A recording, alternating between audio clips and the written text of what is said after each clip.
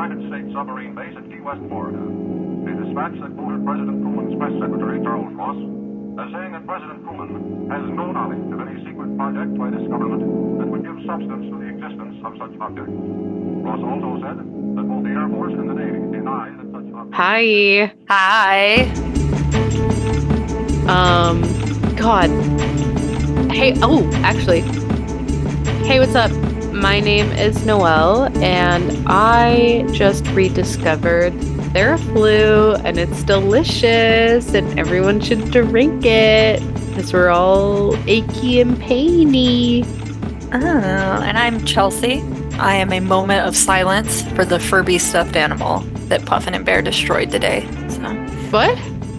Yeah. They ate a stuffed animal? Furby stuffed animal. The one that you got for Valentine's Day? The very one, Noelle. That was quick. Little tufts of fluff, of Furby blood. Wow. Has christened my home with mayhem and destruction that I get to clean up. 24 hours is what you got with it?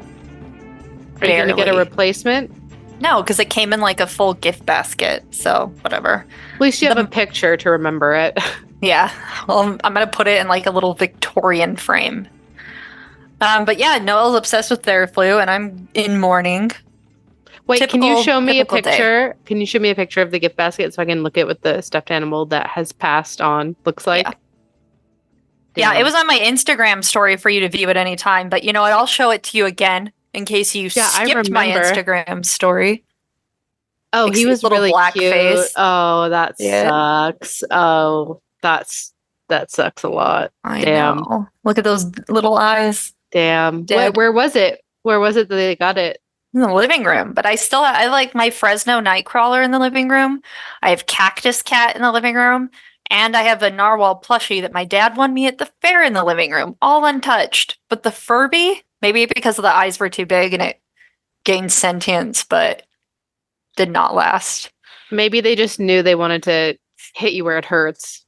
They did, yeah. They're like, we're not bringing a third into this dynamic. Yeah. There's two of us. Mm-hmm. We are good and evil. Mm-hmm. No gray area. Time to die. Was it Bear? I don't know. That's the thing, is destroying stuffed animals is more Puffin's MO, but being bad is more Bear's MO. We'll never know. You got to get a dog camera. I know, I have one, but it won't sync to my phone. I feel like a fucking boomer over here. You want to call their tech support? I should, but I'm not gonna. I'm just gonna send an email? Suffer. I should open a chat and sit on the chat for like 95 minutes. Yeah. Oh, fuck. Anyway, that says absolutely nothing, per usual, as to what you and I are talking about today. Maybe it does. No, not even a little bit, because we're going back to ancient Greece. Yeah, I think those are related. Diverse and spiritually rich. That's what we are. That's what we were talking about. Yeah, I'm diverse. No, you're diverse and I'm spiritual. Neither of us are rich. True. Mm-hmm, facts. Mm-hmm. So let's jump into it. Within the diverse and spiritually rich landscape of ancient Greece, a multitude of religious sites and sanctuaries dotted the terrain, each dedicated to various deities and serving distinct purposes. Among these, oracles held a place of particular reverence and mystique, acting as mouthpieces through which the gods communicated with the mortals. These sacred sites, which were associated with different gods, offered insights and prophecies that guided personal choices and shaped the course of the states.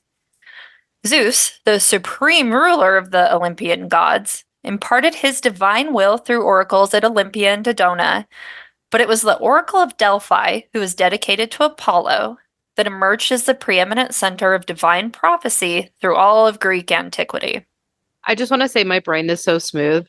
Every time I hear Apollo, I think of my dog. When we went to your derby bout and there was a skater named Apollo, I was like, There is a new official with Junction, and he has like a little baby dash hound named Apollo. Fucking cute. Yep. I die every time. Is he a little creep like this one, or no? Is he cool? He's so cool. He'll just like chill in a box, like on a chair by the penalty box for Mm. like the whole practice, but he's also just so down for loving. Like you would cut and paste perfect dog. It's this You, little Apollo dog. It's a they little, honestly might have to rename him because Apollos have to be mischievous and they have to be I don't bad. know. There's also the Laura Olympus webcomic where Apollo is a rapist. So I don't know. There's Oh lots my of fucking dynamics God. going on. I know. Oh my fucking God. Hi, buddy. Speaking of dogs, Jesus Puffin just ran in. Christ. But anyway, every dog named Um, Apollo is destined to be mischievous and cost you hundreds of thousands of dollars. but also so cute. So, Delphi, cradled by the imposing and rugged terrains of Mount Parnassus and veiled in an almost perpetual mist, was not merely a sanctuary, but also a symbol of spiritual guidance and enlightenment. The Pythia, a mysterious priestess serving as Apollo's vessel, delivered oracles from the heart of this sacred precinct. Individuals, rulers, and delegations from across the Greek world and beyond journeyed to this mystic site, driven to the hope of receiving Apollo's guidance. The words spoken by the Pythia were regarded as the direct utterances of the god himself. They were imbued with the power to direct wars, forge or dissolve alliances, and herald the founding of cities. And in this era, where the divine was seen as inextricably linked to the mortal world, Delphi stood as a crucial intermediary, a place where heaven and earth intersected.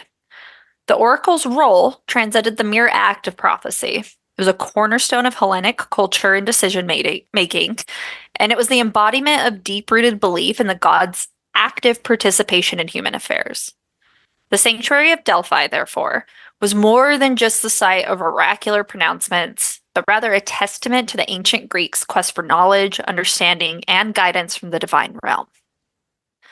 The significance of Delphi in the ancient world cannot be overstated. It is considered the omphalos, or navel of the world, marked by the sacred stone, also known as the omphalos of Delphi. And it symbolized the center of the earth in Greek mythological tradition. And this central location underscored its importance as a place of universal wisdom and power. And the oracle's influence was such that it played a crucial role not only in religious affairs, but also in the political and social life of ancient Greece. Its prophecies were sought after by major decisions. They would talk to her before wars, before colonization efforts, and she actually guided the very fabric of Greek civilization. Because the words at Delphi could inspire hope, instill fear, and provoke change, which made it the foundational cornerstone of ancient Greek culture and spirituality. This is so fun to hear about because you said priestess, right? Delphi is a Yeah, girl. 100% woman. It's No men. So interesting to hear and see an oracle or prophet, whatever you want to call them, be female. I feel like that doesn't happen.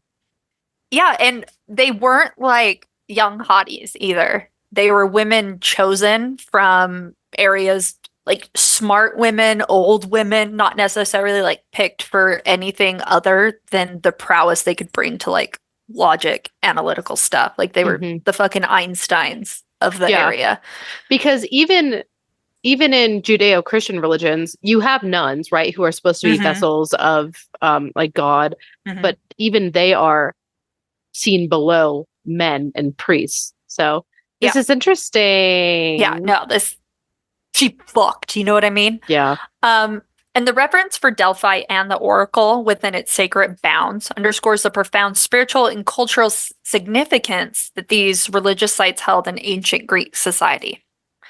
Delphi not only captivated the hearts and minds of those who visited it, but also cemented its legacy as the most esteemed cradle of the oracle of antiquity. And Delphi didn't house just any oracle. So it was called the seat of the Pythia. So oftentimes when you hear about the Oracle of Delphi, I, like many other people, thought it was a singular person. But it was actually this like decades of different women holding this position. It was the seat of the Pythia, who was a priestess of Apollo, who, from the inner sanctum of the Temple of Apollo, delivered her cryptic prophecies. Pilgrims from across the Greek world would travel beyond treacherous paths to consult with her, and they would seek answers that would shape their destinies. The prophecies of Delphi could alter the course of wars, cities, lives of individuals, and it was a process that was shrouded in ritual and mystery, with the Pythia entering a trance-like state, and her words were believed to be the voice of Apollo himself, speaking directly through her. Do you know if when they went into the sanctuaries or temples, if people were allowed to go in with them? No, we'll talk about it a little bit, but it was a very ritualistic thing that often required like sacrifice and stuff like that. Like she didn't meet with just anyone. But could anyone witness it? No, Only certain people or no one? only certain people Okay. who paid the price to see her. Yeah. Okay. So let's talk about this Pythia in more depth. Serving as the oracle, the Pythia was believed to channel Apollo himself and would deliver prophecies that were so important they were thought to have influenced the fabric of Greek society. Her role was central to the function of the oracle, which made her literally one of the most powerful women in the ancient world. And the selection of the Pythia was a process that was veiled in as much secrecy and solemnity as the prophecies she was famed for dispensing. Contrary to the prevailing myths that often depict oracles as youthful maidens, the Pythia was in reality a woman of more mature years. Historical accounts would often suggest that she was chosen from the local population of Delphi, not for her youth or beauty, but for her life's virtue and depth of wisdom that only years can bestow. As noted by some ancient Greek scholars, quote, she was a figure of profound respect, selected for her role, or selected for her noble character and perhaps her unique predisposition to transcend the ordinary consciousness and touch the divine. And the selection. Wait, quick question. So she wasn't born divine. She wasn't born into this role. She was chosen. Right. Later on, as a full adult. Yeah. And this could happen to anyone. Potentially. Any singular woman, yes. They weren't like, hey, I'm having visions. They would just be like, you're virtuous. You're going to be it. And then. Yeah, because the process of the ceremony would help her channel Apollo. It wasn't necessarily, it wasn't like the Dalai Lama where you have to do like a series of tests beforehand. It was more important, like you and I could be the Oracle of Delphi if we had enough standing within the community to be like revered and respected. And then we would go up there and then through sacred processes, we would be able to channel Apollo and speak for him. Ooh, I almost prefer this version. This is sick, right? This is a fun one. Yeah, versus like the Pope, right? Yeah. Versus these like divinely placed, and I say divinely in air quotes, I mean like they've worked their way up through the rank and file of basically religious congress to get into their positions, whether it's a prophet, whether it's a priest, whether it's the Pope. Whereas like this is just any cis can be in it, and it's whatever they do during the ritual, which I assume is probably a lot of hallucinogenics, makes them be the mouth of a god, which is so fucking metal. That's way cool. That would make me believe if I was just a guy in fucking ancient Greece and like my sister got plucked up from the crowd and we were just playing hopscotch and whatever, and now I see her like eyes rolled in the back of her head speaking out a voice that is supposed to be a god, I would be like, damn, I believe in this hard. I believe in this so fucking hard. Yeah, and it's a bummer too that it reflects like things that we don't necessarily hold sacred anymore as a society, because it was an older lady who might as well be trash by like Western standards, right? Yeah. It showed like a deep-seated belief that true insight and the capacity to interface with gods were traits that you could only cultivate through a lifetime of experience and mortal rectitude. They believed that women who had lived over 5 decades were the ones who amassed enough wisdom and had enough moral integrity to fill such a sacred role. Yeah. Also, so that smart, old female. That's it. Like, Also, It, people were living to 50? yeah. Wow. Where did we go wrong? We started living too communally and we didn't invest in sewer systems early enough. That's true. We didn't use I feel like we stopped using soap, right? Because like ancient Egyptians, and we could assume the ancient Greece, were into bathing and perfumery. So we could also Yeah. assume they were like practicing hygiene. Just better than us in every way. Yeah. And then we were like, guess what sucks? Soap and water. Okay. Okay. This is all making sense now. So historians remark that the Pythia selection was a testament to community value. They prioritized spiritual purity and the accumulation of wisdom over superficial qualities of youth. How would it be? Right. So, once chosen, this Pythia would assume a role of unparalleled spiritual significance, and she would commit herself entirely to the service of Apollo in his temple. Her life thereafter was inextricably linked to the sanctuary, where she would embody the divine voice on earth. And it was not a temporary mantle that she could shed at will. It was a lifetime dedication, a surrender to the divine that demanded every ounce of her being. To become the Pythia was to cease being merely human. You would instead transform into the living vessel through which gods speak. Could you say no? I don't know why you would. What if I don't want to become a tool or vessel?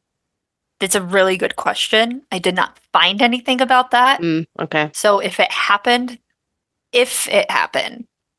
there's no record of it. Okay, that's fair. But you know what? Maybe autonomy wasn't a big thing back then. Who knows? Not me. Also, like, it might be a life improvement, right? Like, you get to go live in a temple and just talk to people instead of like doing other stuff. Like, it was probably so ceremoniously significant that no one would turn it down. Yeah, that's fair. They weren't doing weird things to them, right? They were doing weird things to other people. They would not, these were women who were revered and protected. There wasn't any like So they just molestation or beating or anything like that. They just had to bear witness to like maybe human sacrifice. No human sacrifice. A sacrifice of an animal? Or like donations of gold. Oh, okay. So oracular consultations were not everyday occurrences. So instead, they were treated more as solemn events that were scheduled on specific auspicious days of the month, aligning with the divine calendar and Apollo's availability to lend his voice to the mortal realm. The demand to consult with the oracle was very high, and the process was meticulously organized. Petitioners, be they individuals bearing personal dilemmas or emissaries of city-states seeking guidance on matters of public concern, were all required to submit their questions in advance. Many would spend months, sometimes longer, in anticipation, waiting for their moment to stand before the Pythia and receive the wisdom that Apollo saw fit to bestow upon them. And the journey to consult the Pythia at Delphi was an odyssey of like really big spiritual significance. There were rituals, ancient customs designed to prepare both the seeker and the seer for their divine encounter. And to seek an audience with the Pythia was to engage in a tradition that was as old as the stones of Delphi itself. It was a practice that was imbued with the awe and solemnity, benefiting a direct conversation with God. This elaborate process commenced with rites of purification, where pilgrims and inquirers first cleanse their bodies and spirits at the Castalian spring. They would immerse themselves in its cool, clear waters, and this was believed to wash away mortal impurities and to prepare the soul for communion with the divine. Another example of hygiene. Yeah. Following the cleansing, sacrifices were offered to Apollo, typically of livestock or other valuable goods, which were a way to gain favor and ensure that the deity's attention was firmly on the petitioner's earnest inquiry. And next, the heart of the actual consultation unfolded within the temple's most sacred space, the Adyton. So she doesn't have to see any of the other stuff. She doesn't have to watch the bathing. She doesn't have to watch the sacrifices. Like, she sees them once they're there before her. Okay, I get it. I would probably agree. And it was a pretty mysterious place. Sorry, Puffin's in here and he might be boofing because I think I don't know. Shrouded in mystery and accessible only to the Pythia and her attendants, this inner sanctum was where heaven and earth conversed. Seated on a tripod placed directly over a chasm, the Pythia became the conduit for Apollo's will. It just sounds so like death metal. And it was here in this hallowed chamber that she would slip into her trance, and her soul would align with the divine threshold to receive Apollo's cryptic messages. The air itself was said to be charged with anticipation as the Pythia, enveloped in sacred vapors, Yeah. uttered prophecies that altered destinies. That's so sick. I imagine, because even it said like where hollowed chambers, yeah. This just empty marble and then just a creepy old lady. Sitting over a chasm Yeah. on Also, a tripod that's just I imagine almost exorcism body positioning. I imagine a mix between when Indiana Jones goes to get the cup, like how the sacredness of the air changes, and there's like, you know what I mean? It's like one wrong move, you're fucked. So that atmosphere combined with like a dark, almost like where Daenerys would like do all of her war stuff, like a dark cave, but instead of having the table there, it's just a bottomless pit, and that's where she sits. Like a little Yeah. bird. Also so scary to sit above the bottomless pit. But Right? I imagine as she is enveloped in sacred vapors, I'm assuming all types of hallucinogenics, that Mhm. she's Emily Rose style, Like writhing and just yeah. not just head tilted up, eyes rolled back, mouth open, uttering like in a masculine voice. You know what I mean? Yeah. Oh my God. It's so fucking That'd be cool. so fucking metal, dude. So cool. We used to be So a society. I'm so bummed. Even if you And weren't the Oracle, you could still be one of her attendants and just sitting there tripping balls as she like shapes the foundation of Western civilization all by herself. Like, yeah, and now we have fucking churches in strip malls. I So, know. oh, how the mighty have fallen. Anyway, so the oracles that she would speak were famously enigmatic. They were woven in riddles that oftentimes could dance around the truth, but these mysterious responses necessitated careful interpretation by temple priests who would then decipher Apollo's words and translate the divine into guidance that seekers could apply to their lives. And there were over 500 reported prophecies linked to the Oracle of Delphi that have been preserved through a variety of sources. So we're going to dive into the most famous ones now, and she doesn't fucking miss. Hell yeah, dude. Hell's Gate is a supernatural roller derby comic book series dripping of blood, demons, and glitter. Saya is a fresh meat skater with a dangerous crush on her favorite derby player.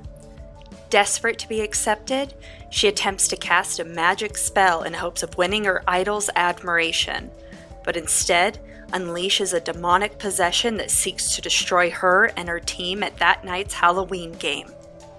The first issue is out now. Visit hellskate.com to get your limited edition copy today. Lycurgus of Sparta, who was a key figure in ancient Greece history, is known to have transformed Sparta into the biggest military power in the 8th century BCE. And despite the scarcity of details about his life, one of the most prominent things people write about is actually his visit with the Oracle of Delphi, specifically because it stands out as the most intriguing event of his life. Imagine you transform Sparta into a military power that we are even aware of to this day, and still the most interesting thing about you is visiting this oracle. Well, you know what they all have in common? Bottomless pits. True, man. Maybe you should bring that back. So, according to the historian Herodotus, writing 3 centuries later, this consultation was unique for its vague circumstances and the Pythia's extraordinary response. So she told him, Lycurgus, here you are. You have come to my rich temple, beloved of Zeus and all who dwell on Olympus. Should I address you in my prophecy as a god or as a man? I think it would be better to call you a god, Lycurgus. And she also went on to say, love of money and nothing else will ruin Sparta. Ooh. So, following this, it's believed that the Pythia gave him guidance on how to reform Sparta. So, it wasn't just one single prophecy and then you leave. Like, you would consult with her, right? Mm-hmm. And he used this advice to overhaul Spartan society. So, everything that we fucking know about Sparta, this guy enacted because of the Oracle. She told him how to create a state focused on producing elite warriors, which actually elevated this guy to elite status of near mythical levels and led Sparta to becoming a lead great Greek city-state.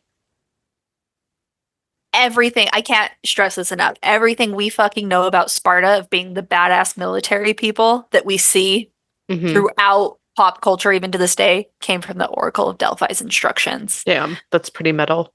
But as far as the love of money and nothing else will ruin Sparta, this came true too. Because what happened was wealth that Sparta soldiers brought back from the Peloponnesian War played a pivotal role in the city-state's eventual decline because it marked a significant departure from its traditional values and a way of life.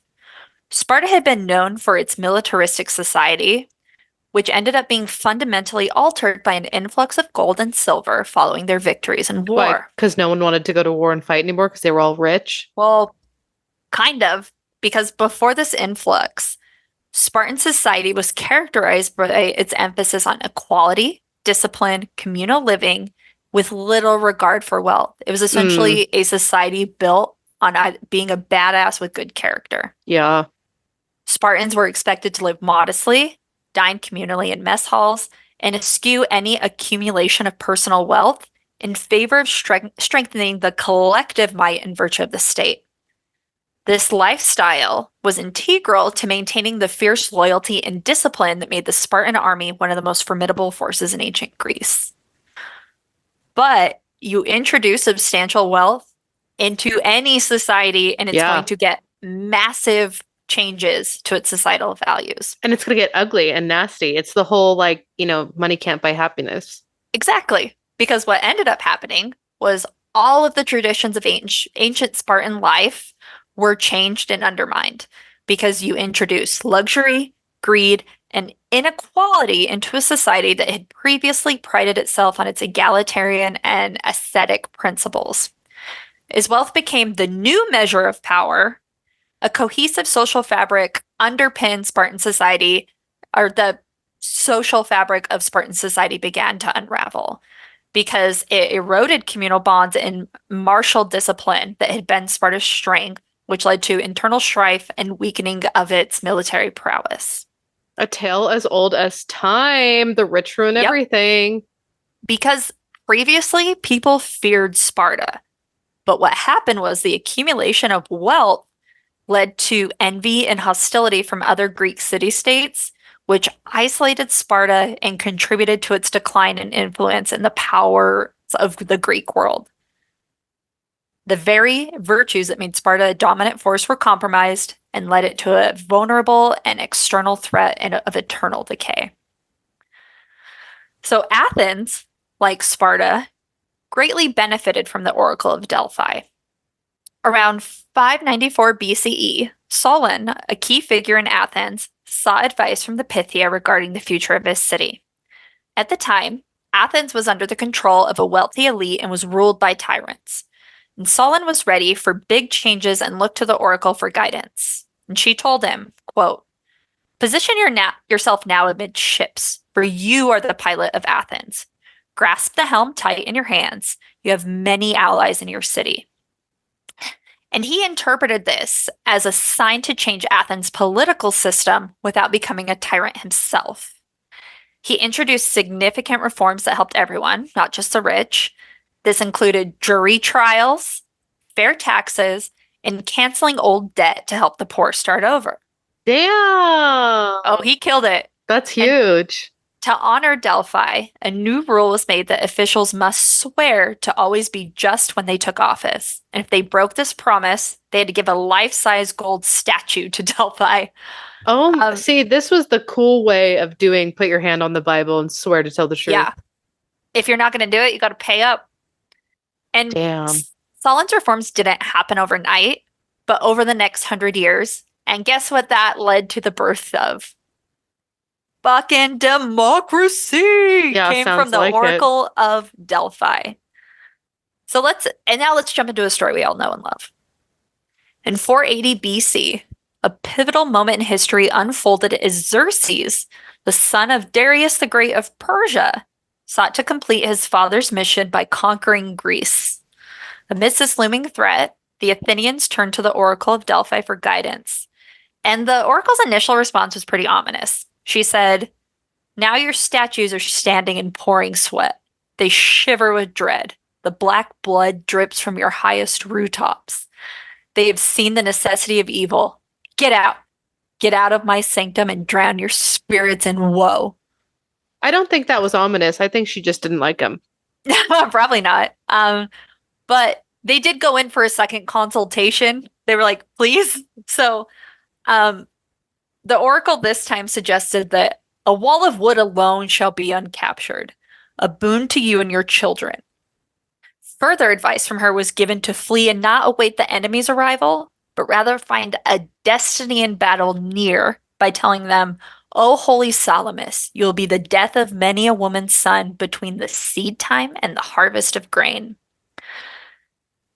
I don't know how to interpret any of this. This is why she had people. Also, my smooth brain, fresh head. But yeah, what's seed time and grain of harvest? It's like spring and fall. We'll dive into how summer. they interpreted that. I don't fucking know, dude, because sometimes they interpret things which, like, clearly this meant XYZ, and I'm like, I would have killed everyone. Next, enter the Spartans, who are facing the same threat. They received their own prophecy with a stark choice. The oracle told them that either their city would fall or a Spartan king would die. And all fronts for Athens and the Spartans, it seemed like inevitable doom. Now, as the Persian forces advanced, the Delphinians sought their own counsel from the oracle, which advised, "Pray to the winds. They will prove to be mighty allies of Greece." And this prophecy came to life during the Battle of Thermopylae, where the Spartans, led by King Leonidas, made their legendary stand. And despite their ultimate sacrifice, the Spartans' bravery became immortalized in history as Leonidas and his 300 men fell to the Persian army. The Persians then What was it, Gerard Butler? Hell yeah, it was Gerard Butler. Gerard Butler. Just wanted to make sure as this played out in my mind, I was seeing the right people. The Persians then faced the Athenian fleet near Cape Artemisium. Amidst the fierce battles, a sudden storm wreaked havoc on Persian ships, a twist of fate aligning with the oracle's suggestions to seek the wind's aid. Next, in Athens, Themistocles, I was doing so Great good. job. Themistocles interpreted that the wall of wood was the Athenian navy, leveraging the city's resources to fortify their fleet. This strategic move, inspired by Delphi's prophecy, led to the decisive Battle of Salamis. Themistocles' insight, interpreting Salamis as a site where the Greek enemies would fall, not Athens, actually proved pivotal. As the Athenians and allied fleets vanquished the Persians, the course of the war shifted. That was so many words, my tongue hurts. Yeah, that was rough. There's a lot of P's in that sentence. The aftermath saw Athens persevere. Its people were safe, the Persian threat was nullified, and everybody was blessed with Spartan abs on the silver screen. Hell yeah. The Oracle of Delphi's stature soared, its predictions having guided the Greeks through one of their darkest hours to a momentous victory. Basically, everything that they were going to do, they did not do, and they lived. Her oracle to the Spartans, either you all fucking die and lose the war, or you sacrifice your king, also proved true. Mm-hmm. You get the Battle of the 300. And this actually pretty much saved Western civilization, because had all of that fallen, democracy, we wouldn't have gotten it. It wouldn't have persevered in that region. Like, who knows how the world would have been shaped? Yeah. But it would have been very different. And another encounter with a man we really got to fucking do an episode on. The year 67 AD brought Emperor Nero. Yeah. Okay. This guy's called Bruce. into the Pythia's presence. Now, at just the age of 30 and notorious for the grim matricide in 59 AD, he killed his mom, Nero sought counsel from the Oracle of Delphi, but he instead provoked a startling response from her. She said, "Your presence here outrages the god you seek. Go back, matricide. The number 73 marks the hour of your downfall." She pissed him off. Yeah, what does that mean? 73? Well, first, enraged by the prophecy, Nero retaliated by having the Pythia executed by burning her alive, a deed that further tarnished his already controversial reign. And guess what? He not only misinterpreted the oracle's words, but he actually believed that he was destined for a long reign. He assumed that he would reach the age of 73 before facing any threat to his rule. But, ironically, the prophecy's true meaning was not linked to Nero's lifespan, but rather to the catalyst of his downfall, because the emperor's reign was abruptly ended not by reaching the old age of 73, but was actually led by a revolt by a man named Galba, who at the time was 73 years old. That's spooky. That's Ooh, spooky, girl. She never missed. Dude. Also, R.I.P. Yeah, Also, R.I.P. I know. real quick, actually. I know. How rude. Burn her alive? It's a little much. Like, I mean, I guess if you murdered your mom, burning an oracle alive is par for the course. That's just pocket change at that point. Yeah. Like, you've already paid the bill, you know? I was going to say it's surprising that no one revolted against him, but they did. And it was a 73-year-old, so. Yeah. Grandpa stepped in. He didn't like how these young bucks were acting. And the twist of fate underscored the precision of the oracle's prophecy and demonstrated divine foresight that Nero attempted to disregard. Now, there are only a few remaining prophecies after this point that the Oracle of Delphi would give, and I would really encourage people to look into her long history and how her prophecies not only impacted Greece, but the world we know today. Like, as we said at the top of this episode, there's roughly 500 she gave, and a lot of them were vague, but it's interesting to see how they would play out. But for now, we want to end the episode by diving into the last prophecy she would ever make. Because as Christianity spread, it's believed that Apollo, along with other oracles, stopped communicating with people. And the very last message from the Oracle of Delphi was recorded and has reached us through history by none other of Julian the Apostate, who received this final oracle written in poetic form. It said, "Tell the emperor that the grand hall is crumbled. Phoebus no longer has his home. No oracle laurel, no sacred spring, and the water that once spoke is now quiet." Phoebus is another name for Apollo. Oh. Sad, right? No sacred spring for people to come and cleanse themselves to speak to her. The water that once spoke is now quiet. Apollo no longer has his home. The grand hall is crumbled. Oh my God. Bummer, right? What does that mean? Because Christianity came through? Yeah. That's the main thing. No one was participating, or they literally fucked it all up? Did they break it down and stuff and light it on fire? Okay. We can dive into it a little bit. Because the emperor at this time was actually really trying to restore the old ways, but it was too late for the oracle. So the account, alongside with others, was preserved through various historical texts, including Byzantine historian George Sandrenis, but it underlined the dramatic shift from the ancient practices into the new Christian era, marking the significant cultural and religious transition at the time. And while the loss of the oracle is definitely sad from a historical and just badass perspective, it does represent a pivotal moment in the evolution of human belief systems. Oh yeah, because with her death comes in Christianity and monotheism. Yep. And the end of women. And the end of women holding power. Could you let's have a real conversation real quick before we jump to this. Because Christianity is monotheistic. Yes. But people have reverence for Jesus, who is not God, and like the Virgin Mary. So, and just like there are a bunch of saints, right? Well, Jesus is not God would be incorrect because he's part of the Trinity of the Father and the Son and the Holy Spirit. But he's All not God. of that. But he's not God. So there are some who believe that that is distinctly different. I believe Mormons believe that that is a distinctly different Trinity. If you go into Presbyterian, for example, they believe it is one and the same. It would be like, I live in this room, there's that room and that room, but they're all in one house. You can call them different things, but they're all the same house. But how could you say that, like, because God is supposed to be like omnipotent and all seeing, and then he sent Jesus as like a henchman. Yeah. So It's you already see the superiority of God over Jesus. So how could you say that they're Yeah. the same when he has clearly made them different? I say it's the same because my easy cop out is that's how I was taught.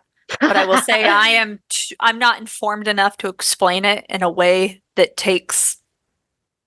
I would be happy to research it and find out how that all functions. I don't understand it myself. I feel like Christianity is actually not monotheistic. Because I also feel like choosing certain saints to make altars to is just like choosing a god that you want to tap into. I mean, good point.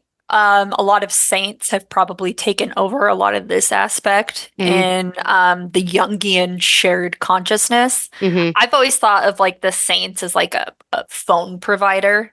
Who am I choosing to connect me? Am Yeah, I but a I bet that's T-Mobile, Verizon, probably what Curly? they thought when they went to specific like pantheons of the gods, right? Exactly. Yeah, Like it's kind of like the absolutely. same thing. Yeah, it's so similar, man.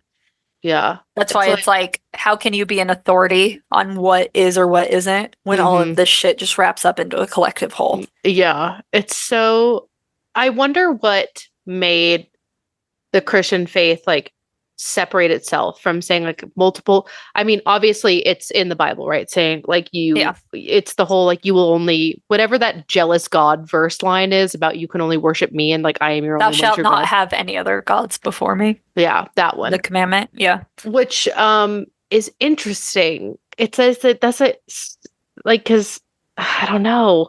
That seems so contradictory to what people actually do in practice. And why did that have to be a commandment when they just kept the old ways anyway?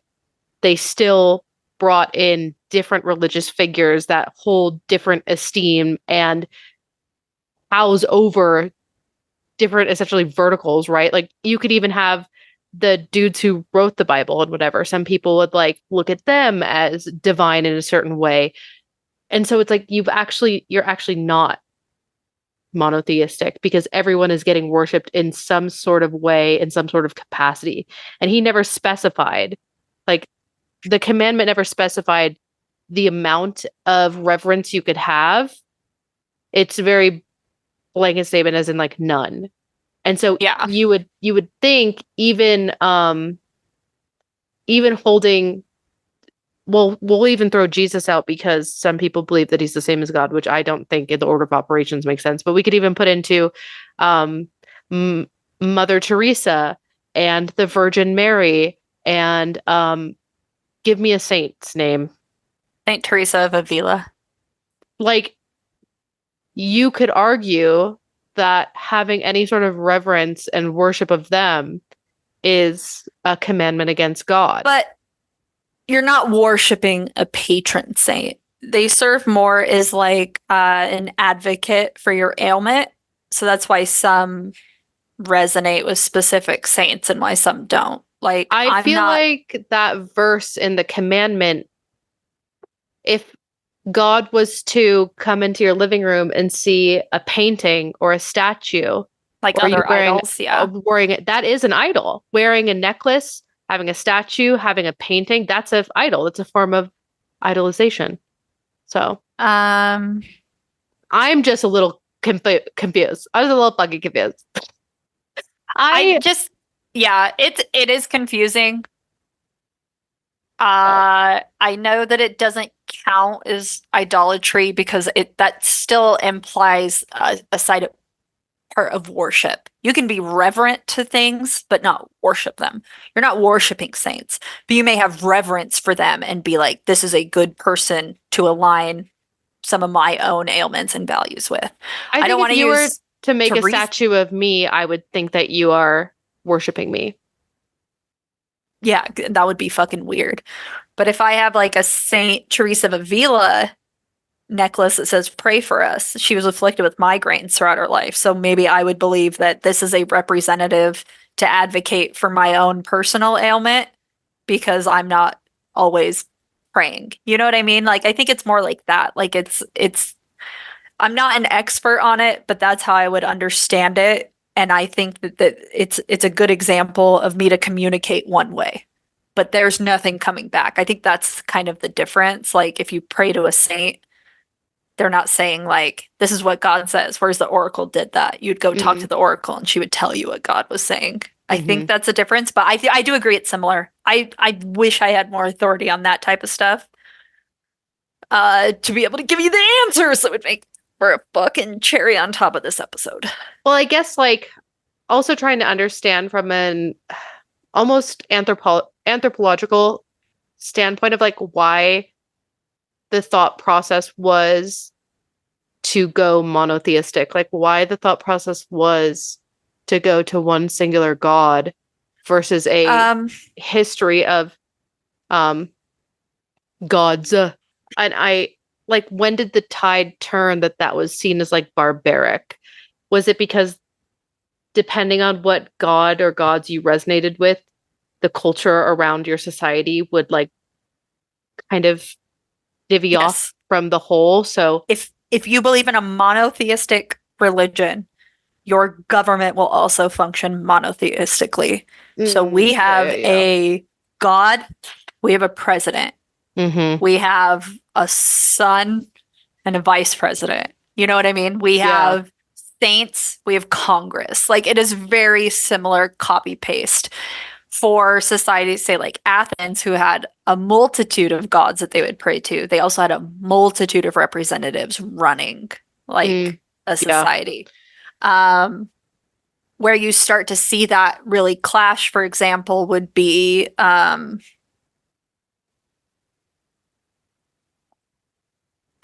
not really the authority on this. I think it changed because women became like less revered. If you want to go from like an anthropological standpoint, so we had to culturally remove them from positions of power, and so we aligned ourselves with religions that kind of let us do that. And I'm not saying that we were shit on by Christianity. It's just that my role changed from being able to grow old and be wise and collect thoughts and offer wisdom to I am now a mother. I am subservient. Now a wife. Yeah. So no, that makes sense. And I bet that it was also a form, obviously, like it's a form of control. Like monotheism is a form of control. If you have everyone believing the same thing, no ifs, ands, or buts, they're coloring within the lines. And that's where you get into fucking like flat earth theory, man. That's where it starts to skew the singular government. It's funny. It's funny that conspiracy theorists now are worried about like a one world government, a singular religion, right?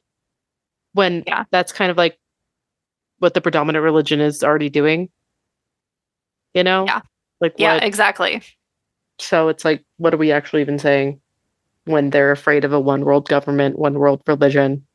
What do you actually like? You mean how we are now? Yeah. So I don't know. Yeah, it's really weird. So like fear one world government, but then they're like, everyone needs to be Christian. Yeah, it's like what? Yeah, makes no fucking sense. I know. Anyway. So going back to like the last prophecy, this would forever, like as soon as she said that, would forever mark the silence of Delphi. It was an end of an era where God spoke directly to man. And despite this, like it does live on in modern culture, references to Delphi and its oracle services in films, novels, video games, and the allure of prophecy and the ancient world still holds an undiminished appeal. This isn't boring history that we talk about. And the oracle's influence further extends into philosophical discussion, psychological analysis, and it probes the depths of human belief into the supernatural, and it continues to perpetuate our longing to decipher the undecipherable. Hell yeah, dude.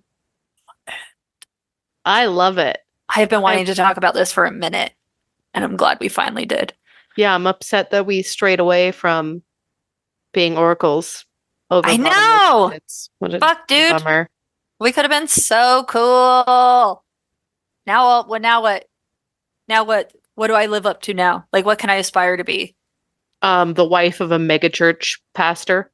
Right? I can aspire to be employed. That's it.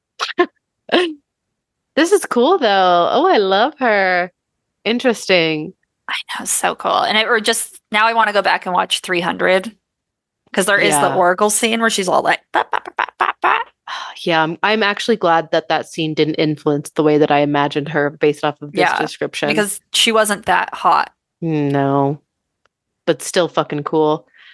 That's so fun. This has really got my brain churning butter when talking about like the strategic plays of religion. Yeah. Hmm. I also had no idea what it like. I knew about it because that's just like my TikTok algorithm, but it was also like stuff that I've been interested in a minute just because Greek mythology is fun. Mm-hmm. I had no idea though that our entire world as we know it was shaped by these prophecies. Yeah. Democracy? Get out of here. I had no idea. I feel like they really leave that part out. Yeah. Because I guess that could make you question your religion, right? It would make sense why they would leave it out. Yeah, question your religion and also whether or not women's influence on society should be held on a pedestal and considered sacred. Interesting.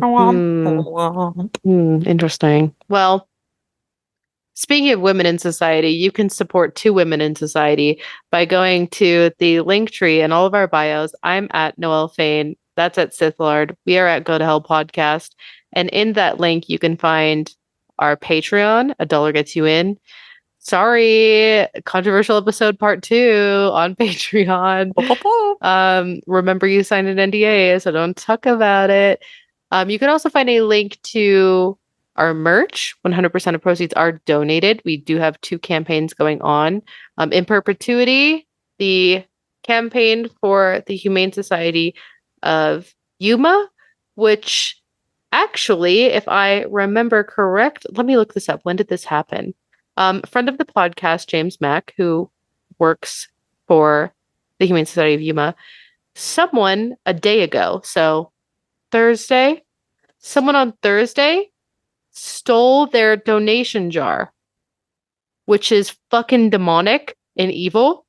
They were doing a Humane Society. Puppies and kittens, you fuck, you piece of shit. Literally robbing puppies and kittens. So that's fucking evil and demented. So if you want to help support the Humane Society of Yuma in general, and also because someone stole their fucking donations, evil, you can go grab our Humane Society shirt.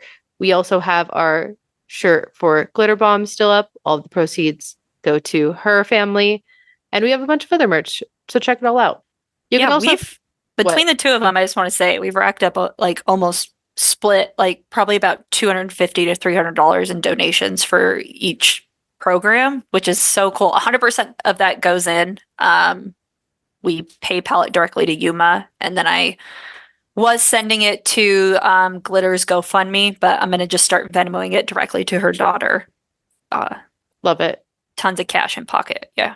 I love it for a million reasons, mostly because we mark down the merch to as cheap as it could be while still covering costs of production and making profit off of it. So the profit on these is actually really small. So the fact that we're able to get hundreds of dollars for these 2 campaigns is huge. So we super appreciate it. As low as like Bonfire will let us. Like they won't let us go below a certain amount. So some of our like we clear with like 18 cents sometimes. So it's actually like super cool.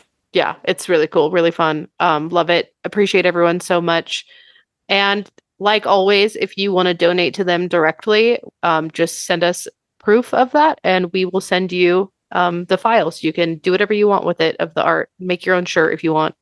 Mm-hmm. We also have links to our Discord server. Hang out there because Facebook's finally dead. Thank God. Even though Chelsea's revived it. Chelsea's on Facebook more than grandma's. It's crazy.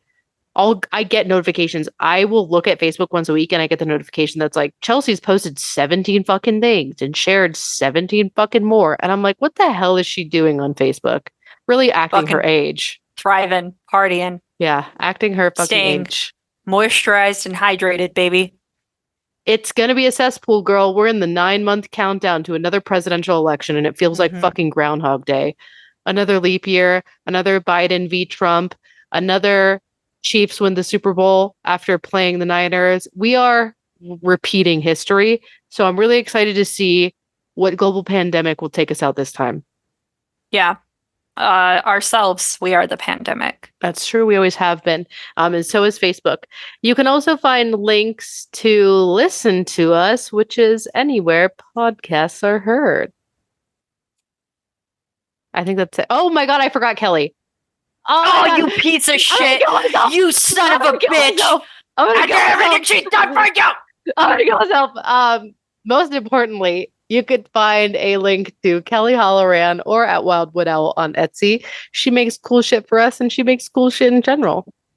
So you know, I hope you can forgive yourself for that. I know Kelly will forgive you, but I don't know if I can forgive you. I'm not gonna. I was so distracted by Facebook that I forgot to shout out Kelly, which is so typical of Facebook to distract and rot the brain. Also, I'm just scrolling through my Facebook feed. It's just jellyfish.